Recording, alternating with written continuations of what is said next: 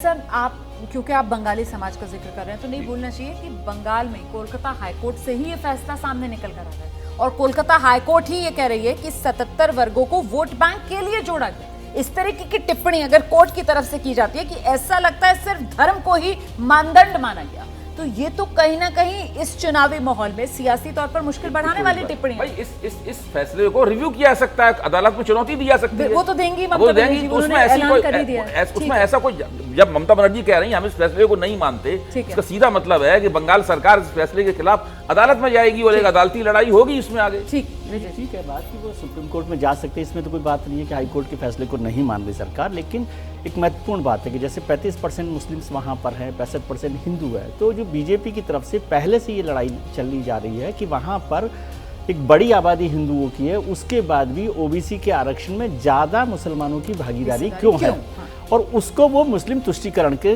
तौर पर देखते हैं। तो ये एक कोई इसमें अलग से गलत तर्क नहीं दिया जा रहा कि क्या है, लेकिन क्या मुसलमानों की स्थिति वहाँ पर है ठीक नहीं है, या जिन लोगों को शामिल किया गया वो शैक्षिक सामाजिक आधार पर पिछड़े हैं कि नहीं, तो ये सब डिबेट होगा, डिबेटेबल होगा और रिव्यू होगा। और सुप्रीम कोर्ट में जाकर भी इस पर पूरी चर्चा की जा सकती है। लेकिन आज जब 2 चरण के चुनाव बचे हैं, जब पश्चिम बंगाल के भी 2 चरण बचे हुए हैं, उत्तर प्रदेश और बिहार के भी बचे हुए हैं, तो उस समय मुस्लिम आरक्षण और आरक्षण की राजनीति तेज होना कोई बहुत अचरज वाली बात नहीं हो सकता है। हम सब लोग 1 तारीख का इंतजार करें और उसके बाद सरकारें किस तरह से इस पर रिएक्ट करती हैं, पॉलिटिकल पार्टीज कैसे रिएक्ट करती हैं, तब देखना चाहिए। ये नहीं है कि बीजेपी को आप बिल्कुल एंटी मुस्लिम के तौर पर आज वो करना चाहे कि वो बिल्कुल मुसलमानों के खिलाफ ये फैसले को कर रही है, वो भी रिव्यू की बात कर रही है। सर मैं 1 मिनट जरा दर्शकों को लेकर चलती हूँ। इस वक्त सिद्धार्थनगर में अमित शाह जो है चुनावी सभा को संबोधित कर रहे हैं, सुनते हैं जरा। अखिलेश बाबू, आप वोट बैंक की पॉलिटिक्स में अंधे हो गए हो, मेरी बात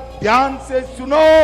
मैं आज डुमरियागंज की भूमि पर डंके की चोट पर कहता हूं, हम धर्म के आधार पर मुस्लिम आरक्षण समाप्त कर देंगे और इसको एसटी, एससी और ओबीसी को। भाइयों बहनों, मोदी जी न केवल आरक्षण को सुरक्षित करते हैं, इन्होंने देश के गरीबों के लिए ढेर सारे काम किए। 4 करोड़ गरीबों को आवास देने का काम मोदी जी ने किया। 14 करोड़ गरीबों के घर में नल से जल पहुंचाया। 10 करोड़ गरीबों के घर में एलपीजी का सिलेंडर भेजा। 80 करोड़ गरीबों तक 5 किलो अनाज मुफ्त में भेजा। 60 करोड़ गरीबों को आयुष्मान भारत योजना का 5 लाख तक का फायदा दिया। 1 करोड़ लखपति दीदी बन गई है, 3 करोड़ और बनाने हैं। 12 करोड़ शौचालय बनाए और 11 करोड़ किसानों को 6,000 रुपया देने का काम नरेंद्र मोदी जी ने किया। चुनावी सभा में अमित शाह को आप सुन रहे थे और ऐसे में एक बार फिर से उस मुद्दे पर आते हैं जिसको लेकर अब सियासत गरमा रही है और सवाल बड़ा ये हो जाता है कि चुनाव के आखिरी 2 चरण बाकी हैं। 5 चरण में वोटिंग हो चुकी है, 6वां और 7वां चरण बाकी है। तो क्या नया मुद्दा है ये मुस्लिम आरक्षण वाला? मतलब वो जो हमले किए जाते थे बीजेपी की तरफ से विपक्ष पर, वो भ्रष्टाचार का मुद्दा होता था, परिवारवाद का होता था और तुष्टीकरण। तो ये मुस्लिम आरक्षण उसी में नया नहीं है, ये तो जिस दिन चुनाव शुरू हुआ है उस दिन से ही लगातार चल रहा है। मुस्लिम आरक्षण को लेकर देखिए, प्रधानमंत्री जी ने शुरू किया कि भाई कांग्रेस का घोषणा पत्र जो है वो मुस्लिम लीग का घोषणा पत्र है और उसके बाद मुसलमानों को आरक्षण दिया जाएगा, हम उसको खत्म करेंगे। तो मुस्लिम आरक्षण का मुद्दा जो है कथित रूप से वो पूरे चुनाव का एक तरह से केंद्रीय मुद्दा बनाने की कोशिश भारतीय जनता पार्टी कर रही है। भारत आज भी अभी अमित शाह जी को हम सुन रहे थे, लेकिन ये केंद्रीय मुद्दा जो बना प्रोफेसर सर जल्दी से जी तो बनाने की कोशिश कर रही है। और कोर्ट का जो फैसला आया है उसने उसको थोड़ा सा और एक मौका दे दिया है, कलकत्ता हाईकोर्ट का जो फैसला है।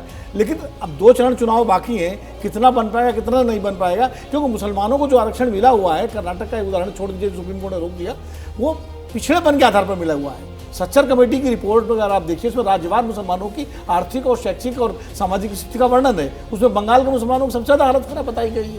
वो तो डॉक्यूमेंटेड है, वो तो स्टडी है पूरी, उसका जिक्र बीजेपी बार बार करती है। सच्चर कमेटी जब मुसलमानों की जाती है, तो कम से कम ये तो सारी चीज़ें मौजूद है हमारे लिए। लेकिन ये जो मुस्लिम आरक्षण का मुद्दा गरमा रहा है चुनाव में, क्या इसको उस काट के तौर पर देखा जाए जहां से विपक्ष ने 24 चुनाव में प्रचार को धार देने की कोशिश की थी कि साहब ये 400 पार सीटें मांगी इसलिए रहे कि ये संविधान बदल देंगे, ये आरक्षण खत्म कर देंगे?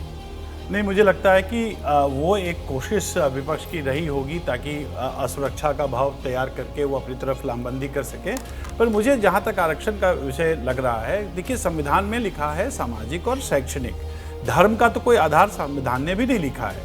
और जहाँ तक बंगाल का सवाल है, तो बंगाल में ये भी है कि देखिए बंगाल एक सीमावर्ती राज्य है उस तरीके से, और जहाँ पर कि रोहिंग्या और बांग्लादेश से तमाम तरीके के शरणार्थी आते हैं, उन शरणार्थियों को कितना लाभ उससे मिल पा रहा है। अब ये तो सच है कि जो बंगाल की सूची है ए और बी दोनों में लगभग 90% जो जाति हैं वो मुसलमानों की कम्युनिटी से ही आती हैं। तो अगर मान लीजिए कुछ इस प्रकार की समीक्षा की गई है तो समीक्षा करने में कोई परहेज नहीं होना चाहिए। और जहाँ तक सवाल ममता बनर्जी का है, ममता बनर्जी उसको चाहे तो सुप्रीम कोर्ट में ले जा सकती हैं और मुझे लगता है वो ले भी जाएंगी। और जब सुप्रीम कोर्ट का फैसला आएगा तो सबका सम्मान होगा। फिलहाल तो सियासत इसको लेकर गरमा रही है कि ओबीसी लिस्ट में बंगाल में मुसलमानों की ज्यादा हिस्सेदारी। जैसे ही घड़ी का काटा दोपहर 2:30 पे आए, बबीता जी का दिल सास बहू साजिश के लिए मचल जाए।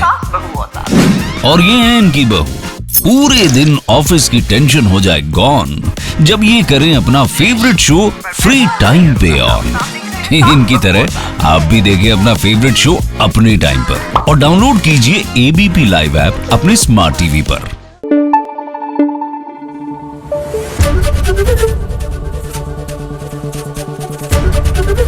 एबीपी न्यूज आपको रखे आगे।